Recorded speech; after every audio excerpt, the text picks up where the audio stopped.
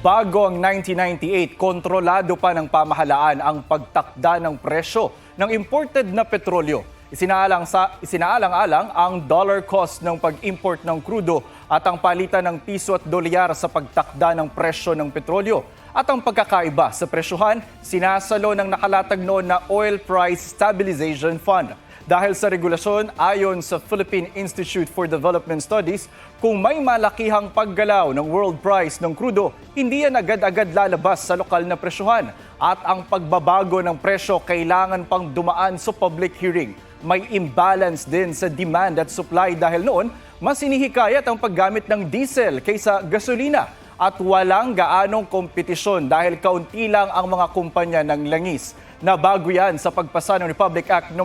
8479 o Downstream Oil Industry Deregulation Act of 1998. Mas kilala sa tawag na Oil Deregulation Act.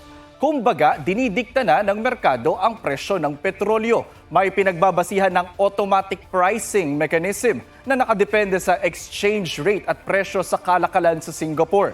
Sa kasalukuyan, yan ay ang Mean of Platts Singapore o MOPS. Inalis din nito ang paghigpit sa pagtatayo ng mga pasilidad, pag-aangkat at pagluluwas ng langis. At ang trabaho ng Oil Industry Management Bureau ng DOE ay bantayan ang presyohan sa lokal at pandaigdigang merkado.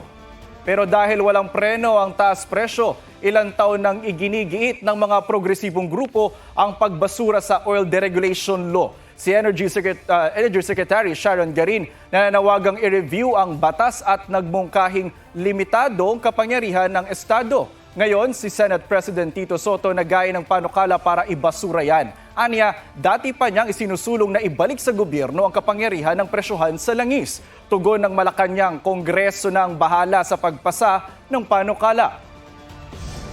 Right now, because wala nang say ang gobyerno, sa ngayon, hindi natin alam magkano ba bili nila.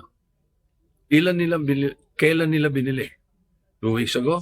1 month ago? Hindi natin alam eh. Di ba? Pero kung wala yan, balik sa dati, may pakialam ang gobyerno. Nasa Kongreso na po yan. Kung ano po ang kanilang nasa saloobin, kung ano ang nakikita nilang magiging maganda para sa ating lahat po ng ikagaganda ng bansa, hindi naman po tututulan ng Pangulo.